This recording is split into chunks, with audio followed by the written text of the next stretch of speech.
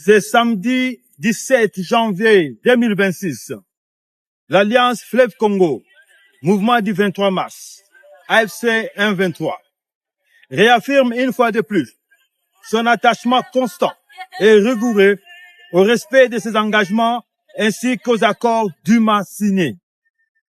L'histoire retiendra qu'à ce jour, l'AFC 123 a honoré une décision difficile, le retrait total de son unité d'observation et de monitoring, laquelle assurait la sécurisation de la ville d'Uvira et sa population dans l'attente de la remise et reprise de la ville libérée avec la force nette.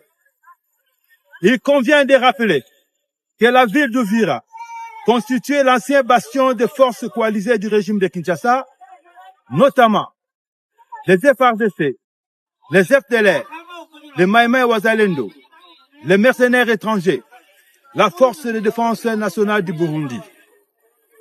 Uvira servait alors de quartier général à partir duquel étaient planifiés et menés des bombardements répétés contre nos positions et contre des zones densément peuplées du sud Kivu, y compris Minembwe. Ces attaques ont causé de lourdes pertes en vie humaine et provoqué des déplacements massifs de la population civile, causant une crise humanitaire sans précédent. Depuis la libération d'Uvira, un constat irréfutable s'impose. La population vit en paix, vaque librement à ses occupations en toute quiétude, sans tracasserie, sans vol, ni exaction. Aucun acte de cannibalisme n'y est signalé, aucune propagation de discours de haine, aucune politique d'exclusion. L'ordre, la sécurité et la dignité humaine ont été rétablis. En conséquence, l'AFC 23 prend à témoin le peuple congolais et la communauté internationale et décline toute responsabilité quant à ce qui pourrait advenir la ville d'Uvira et sa population à la suite de ces retraits. Les derniers membres de la dite unité a quitté Uvira. Dès lors, l'AFC 23 place la ville et ses habitants sous la responsabilité pleine et entière des Nations Unies et de la communauté internationale, désormais garante de la protection des civils, de la sécurité et du respect des droits fondamentaux à Uvira. L'AFC 23 reste fidèle à sa parole et à ses engagements.